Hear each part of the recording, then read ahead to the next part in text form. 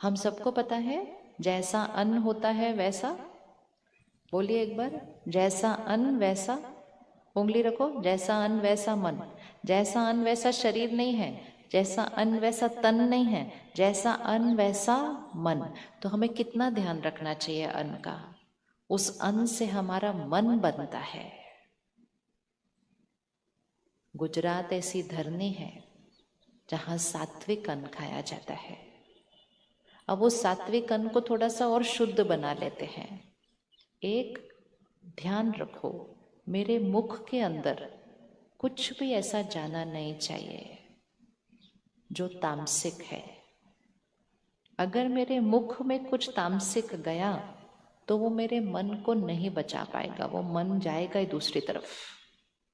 कोई खाने की चीज, कोई पीने की चीज, कोई ऐसी आदत, सिर्फ एक संकल्प करो, मैं शक्तिशाली आत्मा हूँ, सर्वशक्तिवान परमात्मा की शक्तियां मेरे साथ हैं, मेरे मुख में सिर्फ और सिर्फ सात्विक जाता है, सिर्फ प्रसाद जाता है। प्रसाद मतलब जो भोजन हमने प्रसाद की तरह बनाया वो प्रसाद बन गया। आपकी तो वो धरनी है जो बिना प्याज लहसुन के खाना खाती है। कितनी सात्विक। बिना प्याज लहसुन के खाना कब बनता है? जब नवरात्रे होती हैं, जब देवियों का आह्वान करा जाता है, तब देश में लोग उस टाइम बनाते हैं। आप तो रोज ही खाते हैं। उन संस्कारों को वापस ले आओ, उसी के अंदर अपनी सात्विकता है, वो शक्ति है हमारे घर की। तो जब खाना बना रहे हैं तब बहुत ध्यान रखना है, रसोई में भगवान की याद के शब्द चलने चाहिए। फिक्स्ड, परमानेंट फिक्स कर दो उसको रसोई के अंदर। मंत्र चले, भजन चले, प्रवचन चले, वो रसोई के अंदर चलने चाहिए, ताकि रसोई से अन्न और पानी, फल, अनाज, सबकी शक्ति ऐसे बढ़ जाए जैसे मंदिर में प्रसाद बन रहा है। और जो जो भोजन बनाते हैं, हाथ उठाओ कौन कौन खाना बनाता है अपने घर पे। बहुत बड़ी जिम्मेवारी। खाना बनाते समय, रोटी बेलते समय, आटा गूंदते समय, ये 10 संकल्प डालते रहना पूरे घर के लिए कि मेरे घर में हर एक शक्तिशाली आत्मा है, परमात्मा की शक्ति इस रोटी में जा रही है, उनका शरीर स्वस्थ है, निरोगी है। बनना चाहिए, होना चाहिए नहीं, है बोलना है। खाना बनाते समय ये डालते जाना, लेकिन साथ साथ कुछ चलना चाहिए रसोई के अंदर। इसको तो फिक्स्ड कर लो। आजकल घरों में कुछ कुछ और ही चल रहा होता है, नहीं तो भगवान के महावाक्य रसोई में चलने चाहिए।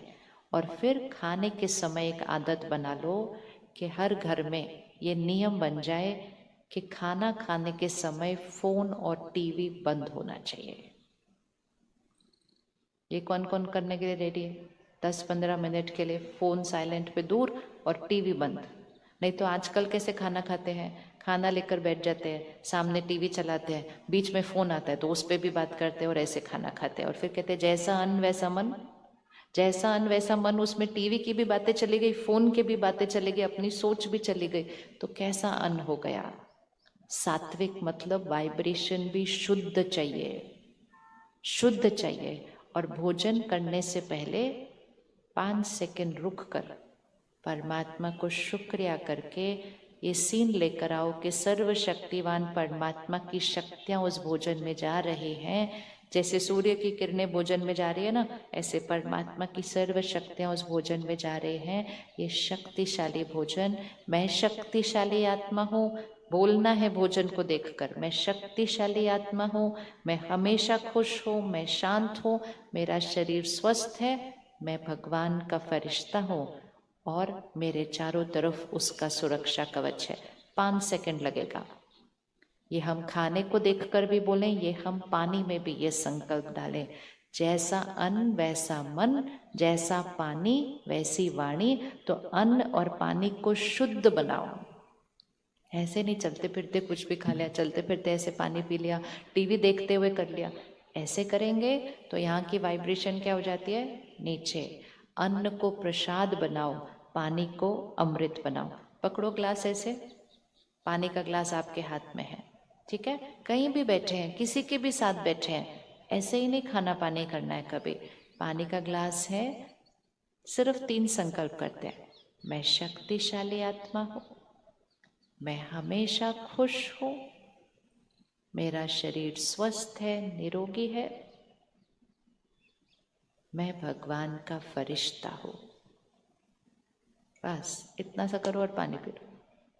आपने पानी की वाइब्रेशन को चेंज कर दिया। करते हैं ना ऐसे, पानी लेते हैं उसमें मंत्र बोलते हैं ना, और फिर उस पानी से शुद्धिकरण करते हैं। तो अपने मंत्र भी बोलो इसके अंदर कि मैं शक्तिशाली आत्मा हूँ, मैं परमात्मा का जो अन्न और पानी में संकल्प डालेंगे वो बहुत जल्द यहाँ सिद्ध होने लगेगा। तो सुबह करेंगे, रात को करेंगे, 2-3 बार खाना खाएंगे तब करेंगे, पानी पिएंगे तब भी करेंगे। 5-5 सेकंड, पूरे दिन का 1 मिनट भी नहीं बनता। लेकिन ये छोटी छोटी चीजें सारा दिन हमारे संकल्पों को किधर रखेगी? इधर। और जब हमारे संकल्प इधर रहेंगे तो घर की वाइब्रेशन कैसे रहेगी? इधर। मेरा हर कर्म कैसा रहेगा? इधर। मेरा भाग्य कैसा रहेगा? इधर। और 1 सेकंड में मैं आत्मा शरीर छोड़ूंगी तो कैसे छोड़ूंगी? एकदम लाइट। और लाइट जाकर आगे का भाग्य भी किधर होगा? इधर। ये सारी पावर हमारे पास है, चाहे जीवन में कोई भी परिस्थिति आ रही हो। याद रखना, बॉल ऐसे आ रही है, मुझे अब कौन से रंग की बॉल भेजनी है? दुआएं, दुआएं और दुआएं। और इसको बहुत सहज करना है। कलयुग का अंतिम समय चल रहा है, सत्युगी दुनिया बननी है, उसके लिए हमें सत्युगी संस्कार बनाने हैं। और उसी के लिए निराकार परमात्मा, जिनको हम बहुत प्यार से शिव बाबा कहते हैं, निराकार परमात्मा आकर हमें शिक्षाएं देते हैं, ज्ञान देते हैं कि कैसे हम अपने संस्कारों को इतना ऊपर उठाएं जो देवी देवताओं की सत्युगी दुनिया बनाए। बनाने है ना, किस किस को अपनी शक्ति को उतना ऊपर उठाना है? उठाना है ना। तो ये बैटरी को चार्ज करने के लिए पावर हाउस से कनेक्ट करना पड़ता है, उसी को कहते हैं राजयोग। तो अपने घर का शक्ति स्तंभ बनना है, अपने बच्चों को शक्ति देनी है, और वो करने के लिए खुद में शक्ति भरनी है। तो आप सबको एक छोटा सा बैग मिला था, किस किस को बैग मिला था? सबको बैग मिला। उस बैग में एक तो प्रसाद है जो बहनों ने बहुत प्यार से आपके लिए बनाया है। जब आप सेंटर पर आएंगे, आप दीदी से सीखेंगे कि घर में भोजन कैसे बनता है, ऐसा भोजन जिससे परिवार का भाग्य बदल जाता है, किस स्थिति में क्या सोचते हुए भोजन बनाना है। तो आपके बैग में प्रसाद है, और आपके बैग में एक कार्ड है जिस पर राजयोग शिविर का टाइम और डेट लिखा हुआ है। कल 22 तारीख है। पिछले महीने हम सब ने शिवरात्रि मनाई, इस हफ्ते हम सब होली मनाएंगे।